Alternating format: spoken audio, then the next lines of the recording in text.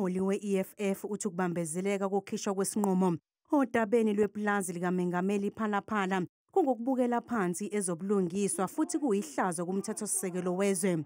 Sekuphele unyaka lolu daba lwadingidwa kepha sikaze siphume isinqumo.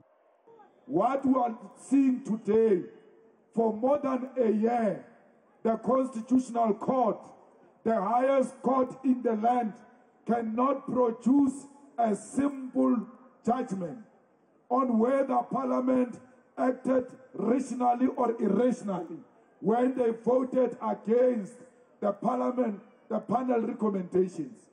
These comrades of Constitutional Court, they must know that they've embarrassed the whole country with the best constitution. Umalema uthi ukuboshwa kwejantshi lasenkantolo ephakeme yasePitoli uPortia Phahlane kungubufakazi bokuthi kunenkohlakalo kwezobulungiswa. uPhahlane nendodana yakhe babhekene necala lokukhwabanisa nokushushumbisa eliyamene nebandla iIPHC ohlangothini lwaseJerusalema. Today we have a judge that is arrested for corruption. Now we have a proof that judges can be corrupt. Why are these judges so scared of Cyril Ramaphosa? What will take educated judges to take more than a year? Umalema unqumele ugwayikatiki inkantolo yomthethosisekelo ukuthi uma ingakhiphi isinqumo ngodaba lwasePhalaphala izoqhubeka nokumashela kule nkantolo njalo ngenyanga.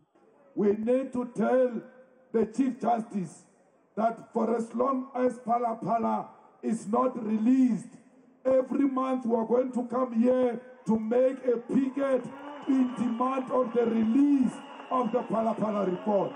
I-EFF yaqonda inkantolo yomthethosisekelo nyakenye emva kokuthi iPhalamende lachitha umbiko owawuthi kungenzeka uMengameli uCyril Ramaphosa wephula isifungo sehhovisi lakhe.